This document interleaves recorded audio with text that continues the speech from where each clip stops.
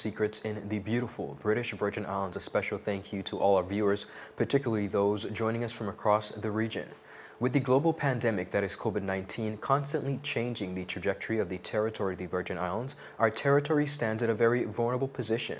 One of the voices of reason and support for local business community has been the BVICCHA. The BVICCHA has worked tirelessly on a number of suggestions to which they have presented to the government of the Virgin Islands. Now, the BVICCHA Business Committee is responsible for advocacy matters and have formed a business task force. They have submitted 5 letters with situation reports and recommendations based on what was happening on the ground and the socio-economic implications. Joining us today for an in-depth conversation is interim chairman of the BVICCHA, Ms. Shana Smith. As the BVI business community continues to try to navigate its way through these very difficult times, this is a conversation you don't want to miss. All this and more after word from our sponsors. You're watching 284 Media. I think you need to clearly see what happened. As far as what? You and I, we decided we were gonna take our space. What happened? Yeah, and then I got into an entanglement in August. That's what I said. An entanglement. Yes. Yes. An entanglement. Yes. A little entanglement never hurt nobody. For the month of August, enjoy double the fun when you activate a 2 GB data plan or any hero plan and get double data. But wait, man, we're making things even sweeter. We've got a deal even Jada can't resist. Sign up for Go Fast LTE and get your modem for only $149. The catch is, there's no contract required, but you'll definitely need the willpower to leave. So come get entangled with August. In August with the home team. 34 years and counting. We ride together. We die together. CCT for life. Viewers, welcome back. Thank you for sticking with us. Ms. Smith, pleasant good morning to you and welcome to 284 Media.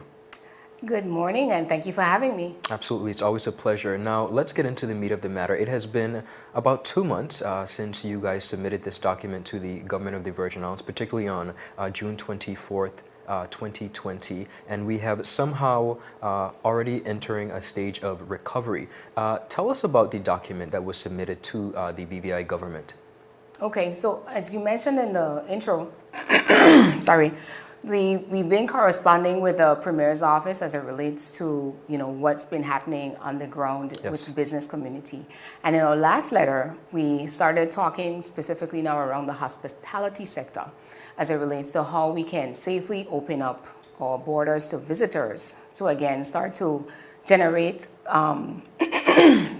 substantive economic activity for that sector and the wider economy as a whole. Because one of the key things that we like to underscore is that one industry is not independent of the others. Our economy is integrated, so whatever is happening in tourism is also going to affect professional services, transportation sector, construction even, in some way, shape, or form. So we submitted protocols based again on feedback from the industry, both here locally as well as overseas, as it relates to what's being done regionally, globally, and what's accepted even by the medical experts as a way to move forward. Now, what has been the response so far since submitting that document? Well, we haven't had any acknowledgement or responses so far from the government. We've been basically listening through the media to see whether or not anything that we've recommended is being taken into consideration. And we have seen some of that in the first response that was done. Okay. So, we know that we are being heard. It's a matter now of, I think, having more of a direct dialogue, because it's very important now going into the recovery phase that the stakeholders come around the table and start to discuss a plan of what it is that we need to do to safely open up our economy, basically, and to continue to recover. Now, before we get into some of the subjects that you guys touch on, I want to reiterate for the general public, explain to us exactly what's the role of the BVICCHA here in the territory of the Virgin Islands. Okay, so yeah, the Chamber of Commerce and Hotel Association is basically an advocacy organization for all businesses. So any business, as long as you have a trade license, can be a member. One of the other things that we offer is to allied members, other trade associations, for example, the Marine Association, they're an allied member. And we have nonprofit organizations can also be members. So we provide advocacy, we provide resources like training, and we also provide, a way of networking. Okay. Now, one of the areas that you touched on in this document is the economic implications of COVID-19. Tell us about some of the subject areas that we've seen when it comes to implications of this pandemic locally. Well, it's basically something where, we know at the beginning in March it was when, Yes. Travel first was restricted. So the borders were closed to visitors. And that was actually at one of our, we were still in the peak of the tourism season that started in November of the previous year. So for a lot of persons now, that was a disruption in their revenue. And from there, so sorry for this voice, trying to get over a cold. There was a disruption in their revenue. So that was obviously one of the first impacts that felt. And then with that, persons, businesses had to start looking at, whether or not to continue to employ persons to see if things would turn around quickly, Yes. or if it would be more of a long term. So then we started hearing about, layoffs, furloughs. Some were temporary, and we're coming around now to a point where, again, businesses are having to look at their books and say, am I making enough revenue to cover expenses, which would include their payroll, and still be sustainable at the end of this? So it's something where it's a very tenuous situation. Yes. As it relates to, the fallout, because if you lose your job, obviously now, there is a family that's affected by that, at all different levels, because now they've lost their income. So while the unemployment benefit that was issued, for 3 months in the first instance may have helped some, it is something, again, when we start to look medium and long term, we have to start to think now about what needs to be done based on what we're seeing progressing. Absolutely. Ladies and gentlemen, we're going to take a quick commercial break. We'll be right back after a word from our sponsors. Is business slow? Cash flow down? Hosting an upcoming event? We can help. Advertise with 284 Media and take your business or event to the next level by enhancing your present marketing and messaging strategies. Allow our team of experts to create a personalized ad that sets your business apart from all the rest. This could be your business or event. So, what are you waiting for? Contact our marketing team at 284media@cctbvi.com. Advertising with us works. So you're saying I can ask this cat any question? The cat is connected to the computer. You just type in the question, it will read his mind. There the answer comes.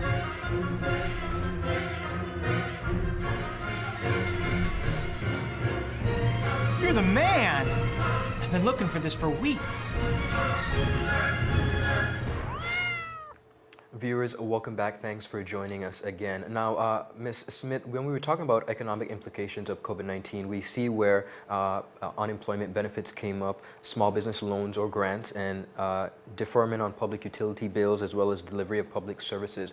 How much of a dent, rather, or how much of a level of assistance do you think this made of an impact on the business community? Well, truly, we won't be able to measure that just yet because, for example, the business grant program, that's still ongoing. As far as I know, I haven't heard persons say that they received anything because I think the deadline was on Friday. So again, the timeliness of these things are also very key to our economic recovery. So persons that we have received that first 3 months, again, of unemployment assistance, the question still remains, what are they going to do for basically the rest of the year as far as it relates to employment. So one of the things that we thought was very important in the recommendations, again, was around if you preserve the businesses, then you're preserving goods, services, employment, tax revenue, and community service, because that is what a business brings to the economy. So it's not just about, businesses making profit, but that we have a significant role to play in the economic development of any country. Yes. So we always refer to ourselves as the backbone or the building blocks. So we have to, again, look at what's needed to preserve businesses as far as their sustainability in the next 6 months, short term. We know it's going to be very challenging as it relates to opening up tourism to the full scale. And this is one of the other things that we're being realistic, you know. It's something where even if we're able to operate at, let's say, 50% capacity of what we would have done last year, you know, that's better than nothing. Because again, the implications are not just economic, it's also social. If you have unemployment continuing to increase and there's no safety net. Because one of the things I really would like to see as part of the House Assembly agenda before the year closes actually, is a conversation around the unemployment benefit becoming something permanent on our books. So even if we're saying, well, we start the conversation now and it's something that we need to build towards, because economic disruptions are not a matter of if, they're Correct. a matter of when. So it's key that from a policy standpoint that governments put certain safety nets in place and make them permanent. The same thing with the economic, I should say, business relief. Yes. You know, business disruptions are not a matter of if, they're a matter of when. So these are certain things that I think one of the lessons out of the pandemic is that we need to make them permanent as part of the infrastructure that we would have in terms of disaster response.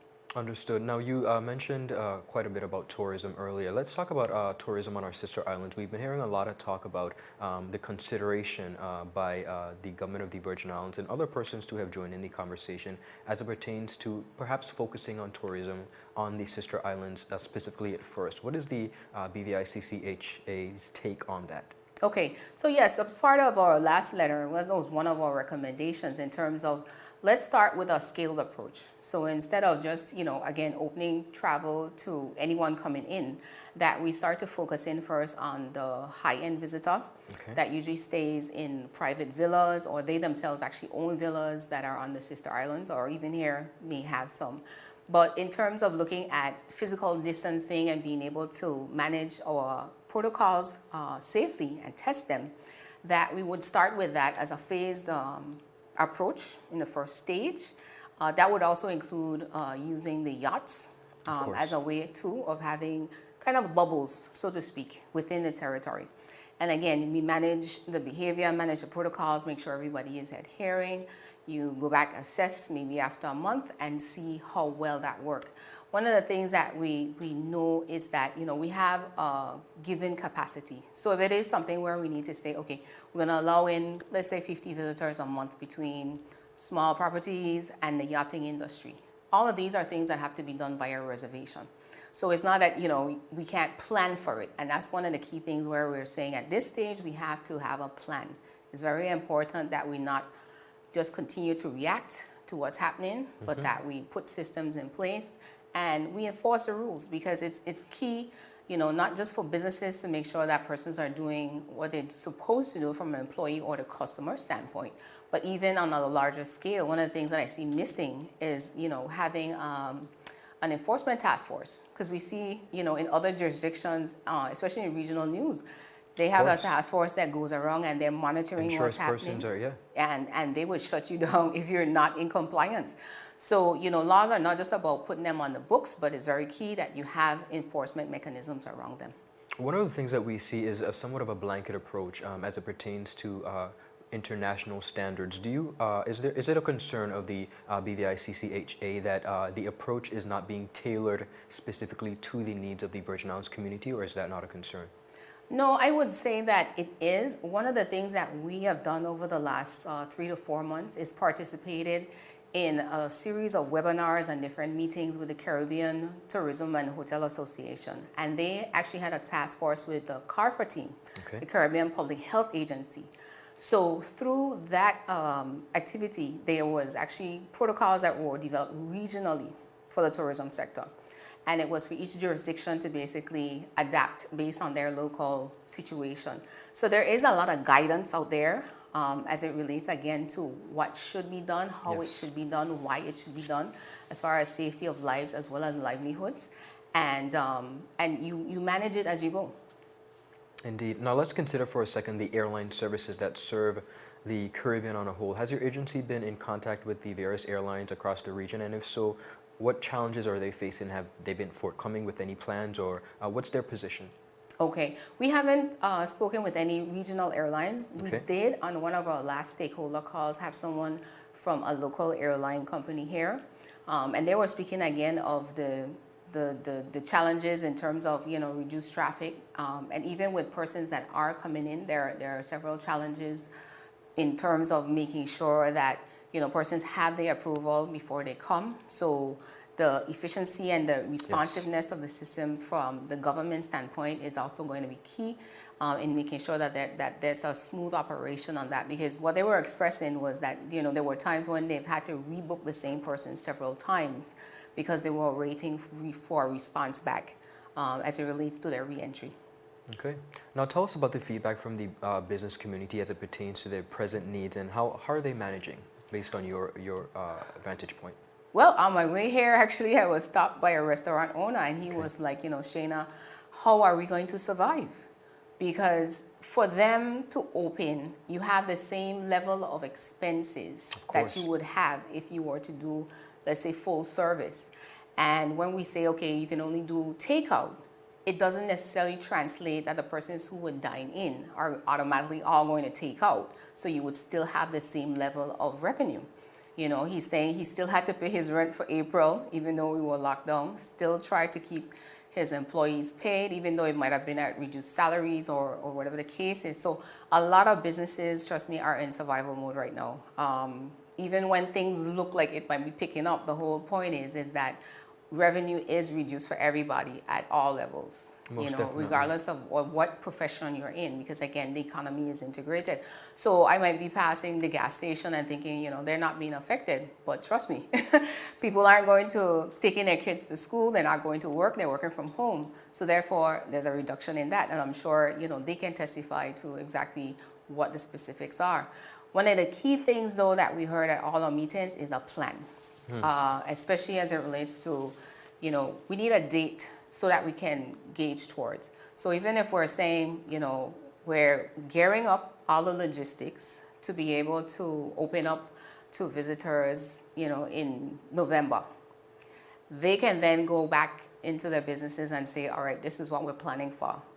How do we ramp up operations? For the yachting, they have to prep their boats, they have to make sure that their crews are employed and ready to go. For travel agencies, again, they need to know what the information is, what is going to be the protocols as far as requirements. Are we going to say persons need to submit test results within 72 hours? Are they going to be subject to a test when they arrive? Those are the types of things that they need information. And that, I think, is one of the key things from the beginning of this that is very crucial, that there's clear communication to us, society at large, as it relates to what's expected. Because based on that information, then persons can plan more accurately and make more informed decisions. Because it's very hard to say, well, okay, I can close for 2 months and then I know I have to plan to open back up in November. Versus staying open, your bills are piling up. Yes. And you're trying your best to make ends meet, but it is very, very tenuous right now. Very tenuous. One of the things that you mentioned in regards to having a plan, one of the important aspects to remember is this is literally a health crisis that has impacted all aspects of our economy. And without a plan, it seems as though we're almost going on a maybe the rules are written in pencil somewhat, so that of course would make it difficult for anyone within the business community.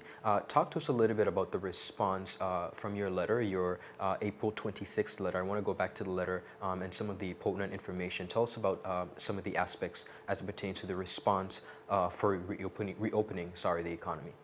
Okay, so the April letter was in response to after we had started open back up, right? Correct, yes. Okay.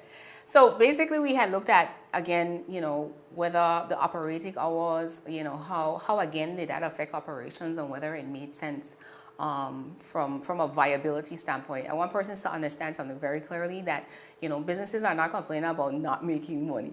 It's more than that, because again, where you have revenue, you have expenses.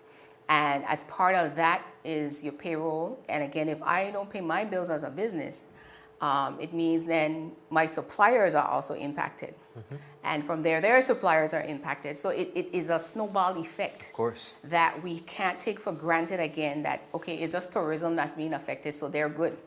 But one of the things that someone pointed out to me last week is that, again, the supermarkets, they do quite a bit of their businesses in provisioning yachts.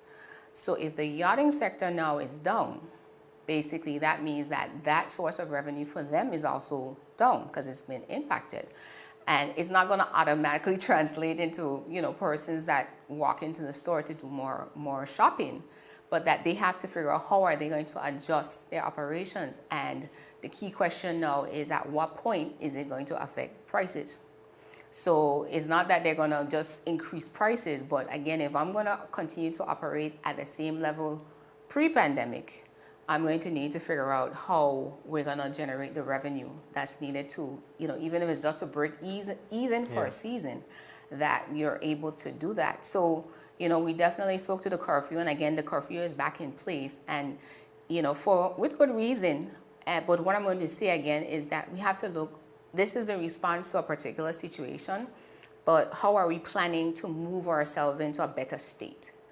Because Absolutely. it has to be more than just reactionary. One of our vision of the CCHA is talking about being a proactive voice. So that's why persons will always hear us out there talking about, let's look around the corner and see what's coming, and be prepared for it. Because again, the recession that's globally is not just here. It's something that is anticipated to be around for the next year, 2 years. Correct. So we can't be constantly on lockdown and then expect to have economic survival, which has social implications. So again, I can't stress enough how everything is so much integrated. So it's key for government. We're hoping, we did send an invitation to the Premier to come and speak at one of our next business stakeholder meeting to again give us more information or clarify and even have that dialogue. Of course. So that he can hear firsthand from businesses exactly what it is they're experiencing.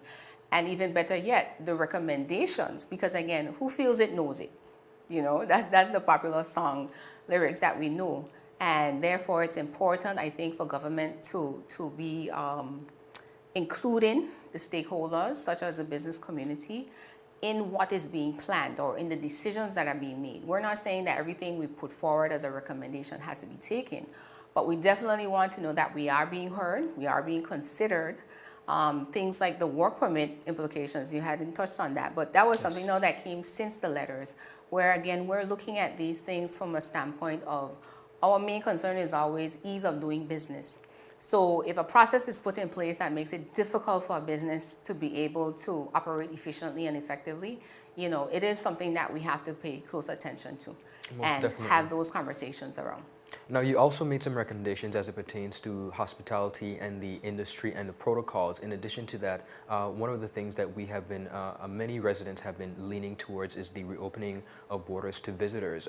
So far, we see where a lot of decisions seem to be, just like you said, reactionary. And it makes one ponder almost that with the hope of reopening the borders to visitors, what will be the protocol? What were your suggestions from the BVICCHA in regards to the reopening of the borders to visitors? Well, it was basically along the lines of what you're seeing being done in other jurisdictions. Because again, there was a regional protocol and guidance that was developed as it relates to requiring tests in advance. If we need to do a test while you're here, because it's all about risk mitigation, to make sure now that you know that person's status before they're allowed to move around in the community. Or we could say, for example, as we did in stage A, that the persons are able to provide a test, they come, they quarantine for 14 days, and then they're tested again before they're allowed free movement through the community. It would also require, let's say, for example, the outer island resorts, they would basically self-contain their staff. So again, there's a barrier to manage that risk of community exposure. And then there would be regular testing as part of that for the employees, because it's also important, again, to safeguard the community as well as the visitors when they come, so that they have that. And also very key is the contact tracing app. I know persons hear a lot about it and may have concerns around privacy, but it is very key. For example, when someone is confirmed as a positive case, that the tracing starts immediately. So what would happen now if we had that contact tracing app? Once that information is entered, your phone, my phone, if we were in contact with someone that we didn't even know, that we would receive an alert that says, hey, you've been exposed to someone who has just tested positive and you need to get tested. So you would self-isolate and make arrangements to go and get tested. So it actually speeds up that process. It makes it more accurate in my mind and more fine-tuned, rather than having to lock down the community and do the manual. So the manual process would still be there, but we would use technology to actually make that more effective. I understand completely. Shayna, quite a detailed document. We are happy to be able to have spoken to you on many of the points that were presented by the BVICCHA. I know your work is not, your job is not an easy one. It's a task of representation to the business community, and for that we thank you very much. I want to mention, I want to get your first-hand experience rather. You had to go through the 14-day quarantine. Tell us about your experience having traveled and having going through that process of returning home. Yes, it was interesting. Walk us through it. I went out for a vacation because really and truly I needed a break. Like you said, we've been working hard since the beginning of the year, and I decided to take a trip. And, you know, traveling, I had to get a test to go through Puerto Rico. So that was something I was able to do here at our BVI Health Services Authority and get the results within the 72 hours to travel. Going out, when we got there, you could fill out the form for the Ministry of Health in Puerto Rico.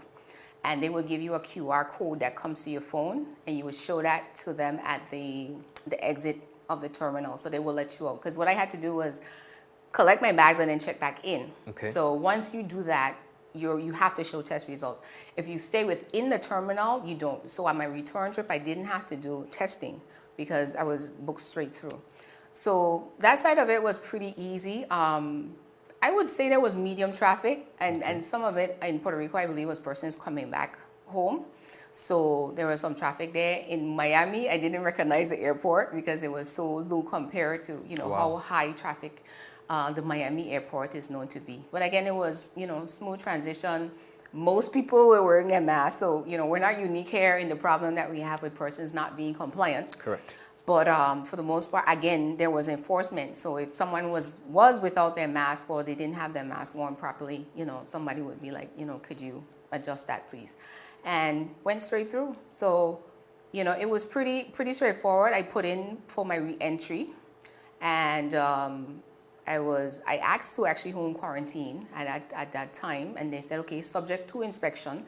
So they came in, they did that because I live by myself, and it would allow me to be able to work from home at the same time. Okay. So I was very happy, thank you very much, for that accommodation. And, you know, we had the security that was there. My one concern that I had with it, or actually probably two, was that, again, the testing is done after the 14 days. So it was myself and one other lady that came in on the plane, and, you know, we interacted with people. So even though we had our mask on and you know, all of that, you still, you know, the baggage handlers, the immigration, the environmental health, the customs, the taxi, you know, the airline staff would all be persons that if I came back at 14 days were exposed. Correct. You know, so for me, 14 days and they're out because they're not in quarantine, and they're interacting with people every day, that we probably need to think about some type of level of testing when persons come, because I feel it's important to know a person's status, especially if they're coming out of a high-risk country. If they're coming out of some place that is deemed low risk, then, you know, we can say, you know, we can take that risk, because this is what it all boils down to at this juncture in terms of any planning. You know, what are the levels of risk that we're willing to take? And right now we're taking a high risk, I think, in that regard. So, you know, and having that as well as the contact tracing app, so that the persons that I might not have known to say to the contact tracers, well, I was in contact with this person, that they will also be able to be assisted. And then the day of the testing, I think there was a lot of people.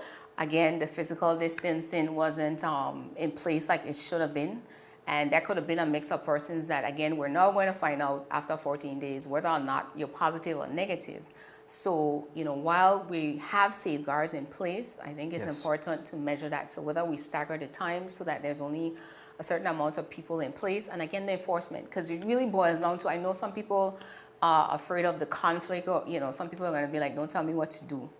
But it's very important for all of us as a community to do our part, but more importantly, we need to put something, empower persons to be able to enforce the rules.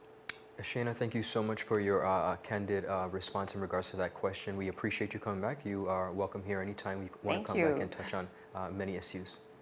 Viewers, thank you so much for sticking with us. Make sure to tune in to see my colleagues Jovan and Kyla this evening as they bring you the details of the happenings not only over the weekend but today. That's at 6 p.m. We'll see you soon. Have a great Monday. Bye-bye.